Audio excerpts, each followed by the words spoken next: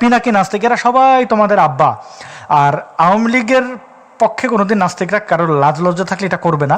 যেটা করে বঙ্গবন্ধু শেখ মুজিবুর রহমান, তাকে আমরা ডিফেন্ড করি, তাকে আমরা পছন্দ করি, তাকে আমরা সম্মান করি তার যোগ্যতার কারণে, তিনি একজন মহান মানুষ হিসাবে।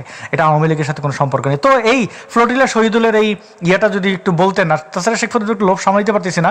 পিনাকির কথা যেহেতু বললামই, পিনাকির সেই স্ক্রিনশটগুলো আমি বের করার চেষ্টা করছি, বা তার ভাতিজা এই যে লালবদর, এই যে দেখেন শুভজিৎ ভৌমিক, পিনাকির ভাতিজা, বলছে নবী চোদে আয়সারে, সরি এই শব্দগুলো উচ্চারণ করতে হবে না, হাদিমাদি মার্কা শব্দ। তো এই হচ্ছে তাদের ভাষা। যারা মুসলমান একটু ইমানটা একটু নাড়াচাড়া করে দেখেন, আল্লাহ আকবরকে কি কি করে, হ্যাঁ, নবী আয়সাকে কি কি করে। তো এইটা হচ্ছে তাদের চেহারা, মুখ এবং মুখোশ। আপনারা তাদের কোন কোন অবদানকে অস্বীকার করবেন। আপনাদের প্রিয় এই হাদি ভাই, সে নিজে যা তাদের অনুসারে, আপনারা ভাষা দেখেন, এই দেখেন, এই যে হাদি জেনারেশনের ভাষা দেখেন, হ্যাঁ, এই দেখেন হাদি জেনারেশন, এই প্রত্যেকটা হাদির ছবি দেখেন। এই দেখেন, মা এবং মায়ের জনি ছাড়া আর কোনো কথা নাই। তো জি শেখ ফরিদ ভাই, এদের পীড়িত হইলো তালিবর্ষ অন্তস্থাগারা হাদি, তো এদের ভাষা আর কেমন হবে? মানে আরেকটা জিনিস দেখেন আপনি ভাই, আপনারা যে অভিযোগটা দিলেন যে আওয়ামী লীগ নাস্তিকদের পক্ষে, নাস্তিকরা আওয়ামী লীগের পক্ষে, আপনার বাপেরা না 71 সালে মুক্তিযোদ্ধাদের কাফের বলেছিল, তারা তো নাস্তিক ছিল না ভাই। আপনার দাদারা না 1952 সালে ভাষা আন্দোলনের কর্মীদের কাফের বলেছিল। আপনারা বাংলা ভাষাকেও কাফের ভাষা বলেন। ওই এখন বাল ছালো ওইগুলো কথা বলে আমাদের ঠেকাইতে পারবেন না, ওই বাল ছালো বিদ্যুৎ ঠেকাইতে পারবেন না। কালকে আর্মি ব্যারাকে ফিরে যাইতে দেন, আপনাদের উষ্টায় পাবলিক কই রাখে সেটা দেখবেন। আপনাদের জামাতিরা কই বলেন না শেখ হাসিনা পালাইছে, আপনারা তো পালানোর জায়গা পাবেন না। শেখ হাসিনা তো আপনাদের ভাষায় পালাইছে, যদিও তারা আপনারা অনেকটা কন্যার আদরে, মানে পোলার বউয়ের আদরে বা মায়ের আদরে হেলিকপ্টারদের নিয়ে দেশে রেখেছেন।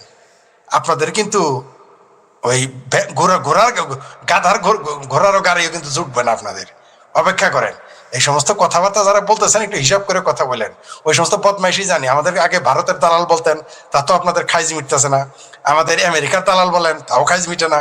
ইহুদির দালাল বলেন, তা আমি এই যে আসাদ যেটা দেখাইলো, এই যে পিনাকির যে ভাতিজা, আপনার ঘরে ডিজিটাল আপনাদের যে অমুসলিম নবী, এই যে তার বাইশতেই কথা বলছে, আমরা কোনোদিন এই ভাষা প্রয়োগ করেছি না? করতে পারবো আমরা এই ধরনের ভাষা? এটা হলো পিনাকির ভাতিজা। এবং সে বসে আছে কাছে মাদারচোদ ফার্মের সাথে। আরেক বসে আছে বিএনপির জামাই, বসে আছে, বিহারি জামাই বিএনপির। কার সাথে বসে আছে? যে লোকে এই কথা লিখবে কোন মুসলমান তার সাথে বসতে পারে, কিন্তু এখানে বিএনপির জামাতা বসা আছে, এই যে বিএনপির জামাতা, তাই না? এটা ওই যে ফার্ম নাকি, ফার্ম, হ্যাঁ, মাদারচোদ ফার্ম নাকি কি যেন এরা বসে পড়ে এখানে মদও খাইছে। হ্যাঁ, আমরা কোনোদিন আমাদের এই আইডিতে এই ধরনের লেখা পাবেন? আমাদের পকেটে লেখা সম্ভব? আর এই যে শহীদুলেরা, এরা হচ্ছে আপনাদের চুতিয়া বানায়, যেরকম আপনার পিনাকি চুতিয়া বানিয়েছে, ওরকম শহীদুলের মামা তো রাজাকার, ওই খানের সবুর, ওই ইয়েতেই তো গেছে। সবুরের ভাগ্নে এবং ভাগ্নি জামাই একই সাথে ভাগ্নে এবং ভাগ্নি জামাই, ঠিক আছে? এরা হলো বদের আট, এরা আপনাদের ছুতিয়া মানে আপনাদের তো বুঝাইতে পারবো না। ও টম এন্ড জেরি ভালো করে দেখেন, যে বারবার হাঁসের বাচ্চারা বিড়ালের কাছে চলে যায়, বারবার তাকে সেভ করার চেষ্টা করে, কিন্তু সেভ করা যায় না। আপনারা তো তাই, আপনারা এরকম আর কেউ আছে জেনে বুঝে করেন ওটা, আমরা জানি। আমাদের গালি দেন ভাই, আমাদের গালি দিয়ে আপনারা আমাদের মুক্তিযুদ্ধের বিরোধিতা করাইতে পারবেন? আমরা কি এই শহীদুল এই বাইনচোদের মতো যে আমরা জামাতের পাশে বসবো? ও জামাতের পাশে বসলে তো খুব ভালো, জামাত শিবিরের পাশে বসলে ভালো, আর আওয়ামী লীগের পক্ষে তাহলে আমরা নাস্তিক হয়ে যায় আল্লাহর ওলি। তখন নাস্তিক আল্লাহর ওলি কেন? ফ্রড মাজাহার, পিছনে সরস্বতীর মূর্তি, দেবীর মানে জ্ঞানের দেবী, বিদ্যার দেবী, নদীর দেবী, সুরের দেবী, সরস্বতীর ছবি।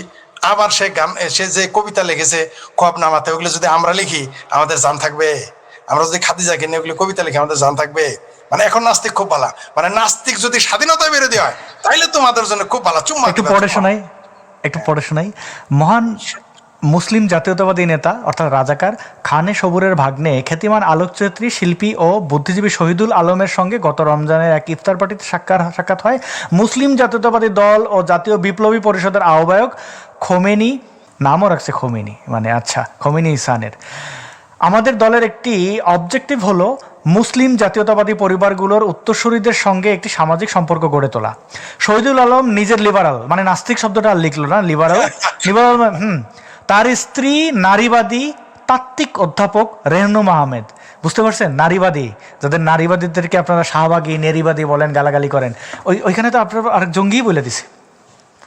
হু দে আর। রেহনুমা আহমেদ লিখেছে।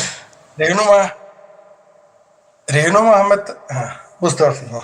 হ্যাঁ, হ্যাঁ, তো যাই হোক, এই হচ্ছে শহীদুলের একটু, হ্যাঁ মানে তার মানে আসাদ যদি কালকে আর আমি যদি আওয়ামী লীগের বদনাম করি, বঙ্গবন্ধুরে গালি দিতে পারি, তাহলে হ্যাঁ, আমরা হয়ে যাবো লিবারেল, আমরা হয়ে যাব মুসলিম জাতীয়তাবাদী। এদের ভণ্ডামি এতে দুই আমার পক্ষ কাছে। খুশি হবে। আওয়ামী লীগের যেগুলো উচ্ছিষ্ট করো, ওই অমিপিয়াল টাইপের এ টিম, আরো যেগুলো আছে কামড়া কামড়ে সারাক্ষণ করে, ছাত্রলীগের কিন্তু অসভ্য বর্বরে হাদির মতো, এবং মোল্লা মুন্সি, এই দুই পক্ষই খুশি যে এই বঙ্গবন্ধুর গালি দিতেছে, ভালো লাগতেছে। মানে আসলে কি বলবো, শোনেন, আমাকে সেদিন লাইভে শুধু বলেছিল বঙ্গবন্ধুকে জনাব বলেছিল, মুজিব সাহেব। আমি সেই লাইভ থেকে লিভ নিয়েছি এবং আমি বলেছি মুজিব সাহেব, বয়স কিন্তু আমার ঠ্যাঙ্গের সমান, সে বলতেছে মুজিব সাহেব। মানে দেখেন তাদের, মানে কি বলবো আর, কি বলবো বঙ্গবন্ধু সম্পর্কে আমার না এই বাংলাদেশি মাদারচোদ গুলার জন্য, মানে আমি রাজাকারদের এই যে গোলাম আজমের আত্মীয় স্বজন পাকিস্তানে যাই কেমন আছে এটা খুঁজতে যেয়ে অনেকগুলো ভিডিও দেখলাম। আমার এক বন্ধু আরও কিছু সাহায্য করেছেন, তো সেখানে দেখলাম স্বয়ং গোলাম আজমের কাজিন সে বলছে শেখ সাহেব, কি ভুয়াশি প্রশংসা, প্রত্যেকটা শব্দে শব্দে বঙ্গবন্ধুকে রেসপেক্ট করেছে। বঙ্গবন্ধু যে পাঁচ ওয়াক্ত নামাজ পড়তেন, কিভাবে কিভাবে পড়তেন, এবং গোলাম আজমের সাথে যে একসাথে রাজনীতি, সেই প্রেসিডেন্সি কলেজে পড়া অবস্থায় সেই বেকার সেন্ট বেকার, জর্জ বেকার, ওই ওই হোস্টেলে থাকা অবস্থায় কীরকম ছিলেন, এমনকি পাকিস্তানের জেল অবস্থায় বঙ্গবন্ধু যে পাঁচ ওয়াক্ত নামাজ পড়তেন সেইখানে কি, মানে তার একটা জায়গায় ডিসরেসপেক্ট করে নাই। ওই সময়ে স্পেশাল ব্রাঞ্চ, পুলিশের স্পেশাল ব্রাঞ্চ, পাকিস্তানি পুলিশের স্পেশাল ব্রাঞ্চের যারে গোয়েন্দা হিসেবে মুজিবের সাথে রাখা হয়েছিল কয়েদি হিসাবে, সেই ব্যক্তি বলেছে যে এই লোক তাকে বইয়ে অটোগ্রাফ দিয়ে এসেছেন এবং সে বঙ্গবন্ধুর জন্য পাগল। যে এত, মানে যেই ধৃষ্টতা পাকিস্তানি যদি গালাগালি করতো আমি মানতাম, আমার দেশের বাংলাদেশি যাদের জন্য বঙ্গবন্ধু এই দেশ স্বাধীন করেছে, এই মাদারচোদগুলোর জন্য কথা বলাটাই আসলে মানে মুখটাই ভাই, মানে যে কে যেন লিখছে না পরে যে বঙ্গবন্ধু একটা মানে মানে না চাওয়া জাতিকে স্বাধীনতা দিয়ে দিয়েছে, যারা চাই নাই এদের দিয়ে মানে অসময়ে দিয়েছে। এই যে বেলুচদের মতো 70 বছর যুদ্ধ করতো, তাইলে মর্যাদাটা বুঝতো, বা স্বাধীন হইতো না। তা রোহিঙ্গাদের মতো উষ্টা খাইতো, তাইলে ভালো ছিল। ওই পাকিস্তানি বিহারিদের চাপরাশি হইতো। এই যে আজকে আজকে যারা চামচামি করে জামাতের পক্ষে, এগুলো সত্য হইতো। চাপরাশিদের ইয়ে হইতো, কি হইতো, চাপরাশিদের পিয়ন হইতো বড় জোর, মানে বিহারিদের চাপরাশি হইতো বড় জোর, তাইলেই বরং ভালো ছিল। আসলে এই দেশটাকে আসলে কি বলবো, এবং ওইদিকে কিন্তু যাচ্ছে দেশ, দেশ কিন্তু ওইদিকেই যাচ্ছে। আপনারা দেখেন পাকিস্তান সারা পৃথিবীতে কি নাম, ভিখারিস্তান, সবাই জানে ওটা ভিখারিস্তান। সেই দেশের দিকেই কিন্তু যাচ্ছে বাংলাদেশ। দেখেন তেল নাই, এবং পত্রিকায় নিউজ আসছে যে পৃথিবীতে প্রথম তেল শূন্য দেশ হতে যাচ্ছে, জ্বালানি শূন্য দেশ হতে যাচ্ছে বাংলাদেশ। তো এগুলো সিমটম আপনি কি মনে করেন? ভারত যদি দয়া না করে, ভারত যদি দয়া না করে, এই যে এতে এই যে বাঙ্গুরা যে ইন্ডিয়া বয়কট করে, বাঙ্গুদের কপাল এত ভালো যে ভারত নামের একটা নিরীহ শক্তিশালী দেশ পাইছে, সমৃদ্ধিশালী দেশ পাইছে। যদি এটা নিরীহ না হইতো, তাহলে বাংলাদেশের কপালে যে কি ছিল এরা চিন্তাও করতে পারত না, খেলে মারতো, এদের না খেলে মারতো, আর না হয় দেশ দখল করে নিত। এরা সারা জীবন ভারত বিরোধিতা করবে। তো এই যে ভারত যদি এবার দয়া না করে, তেল যদি না দেয়, জ্বালানি না দেয়, খাদ্য না দেয়, এই দেশের যে কি পরিণতি হবে। আমি তো ভেবেছিলাম ইউনূসের আমলে দুর্ভিক্ষ হবে, কিন্তু এখন তো দেখতেছি এই তথাকথিত এই মুসলেকা সরকারের আমলে দুর্ভিক্ষ হবে। এটা তো খুবই বিপজ্জনক। এই মুহূর্তে আওয়ামী লীগ ক্ষমতায় না এসে ভালোই হয়েছে, আইলে আওয়ামী লীগের অবস্থা এই হইতো। বুঝতে পারছেন? এর বাইরে যাইতে পারতো না।